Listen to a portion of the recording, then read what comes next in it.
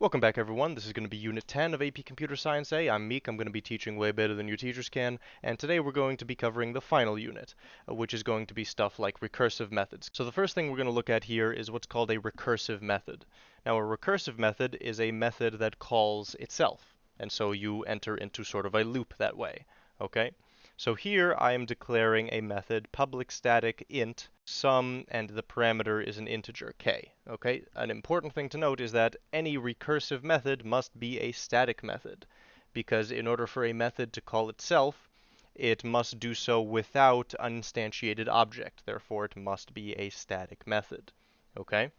The return type of the method is going to be int, and sum is just the name. So inside of this method is going to be an if statement. If the parameter I inputted k is less than 10, then we're going to double k, and we're going to call the summation with k again. So now, inside this instance of the method, we have called the method again, and we have pretty much opened up another instance of the method that is executing now.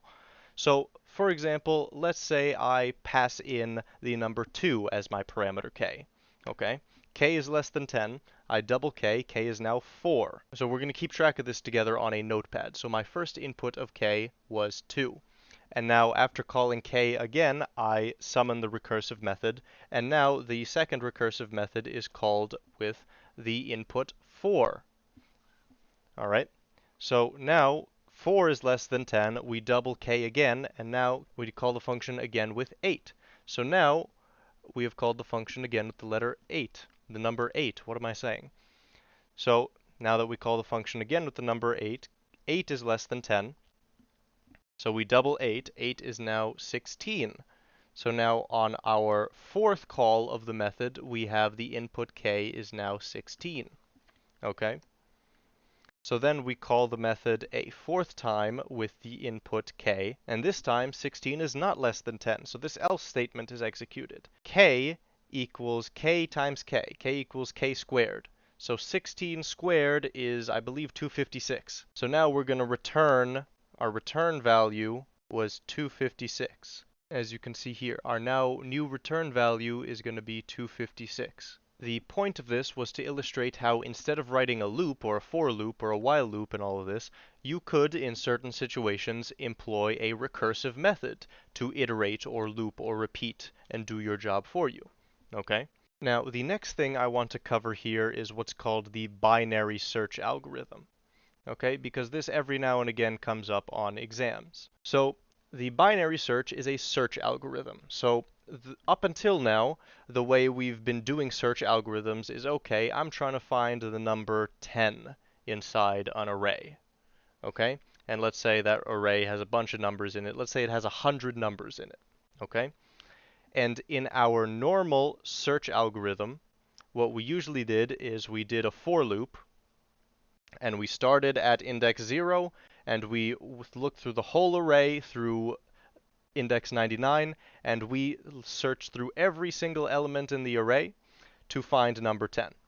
Now, 10 could have been the first element in the array, it could have been the last element in the array. We would have had no way of knowing. Okay, so the concept of this type of search, when you search through every element in an array to try and find a particular element, we would call this type of search a linear search, because you traverse the array linearly and you stop wherever you find this thing you're searching for. If, let's say, 10 was located at index number 85, I would have to traverse through 86 different elements before I found number 10. Okay? Now, that might take a long time.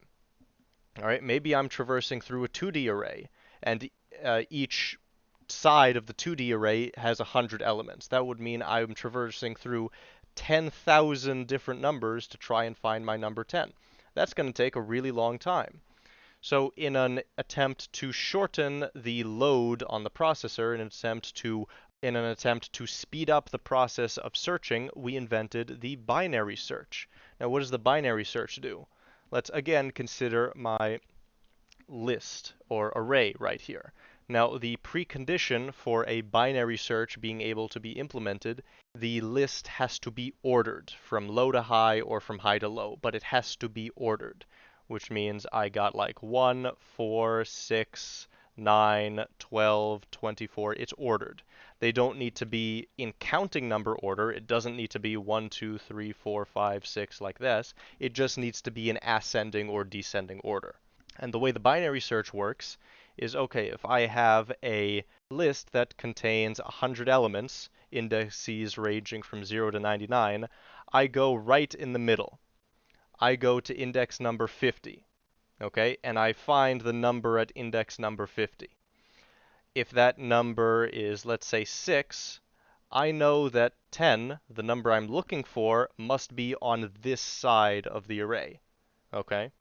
So I've effectively cut my array in half. I now need to only look through half of the numbers. Consequently, if what I found here was the number 14, I would now know that my 10 is on this side of the array because it's ordered. Again, I'm assuming it's going low to high. So once I have determined that my 10 is somewhere on this side of the array, then I divide the array in half again, and I ask myself, what's in the middle here? Oh, it's number 8. That means my array, my number 10, must be in this side of the array. Let's cut it in half again. Oh, this is the number 9. That means my number 10 must be in this half of the array. And we continue having it and having it and having it until we eventually find the number 10. So let's examine the worst case scenario for each of these examples.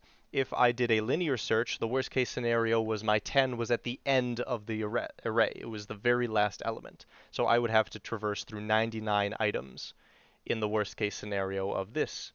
So I look through a single element every time I cut the array in half. I look at the middle element every time I cut the array in half. So the first time I cut the array in half, I look through it once. That means I now have 50 left to search. I cut through it again, 25 left to search. Again, I have 13 left to search. Cut through it again, I have 7 left to search. Cut through it again, I have 4 left to search, then 2, then 1. And if I own, the worst case scenario is that the very last time I cut it in half, I land on the number that I'm looking for. Okay? So how many items did I check? I checked 1, 2, 3, 4, 5, 6, 7. So if the number 10, the number I was looking for, was the very last number I check, I would have iterated through 7 items. I would have checked 7 elements in the array. We can see now why this is so much faster than the linear search. Okay? And the last thing I'm going to cover for this unit is a little bit of vocabulary. We saw that we can introduce a loop or a search method using for loops and while loops and for each loops. Okay, that would be called an iterative process. We can also introduce loops and recursion and all of this through a recursive method. So there's 2 sort of types of code you can use in order to cause a loop.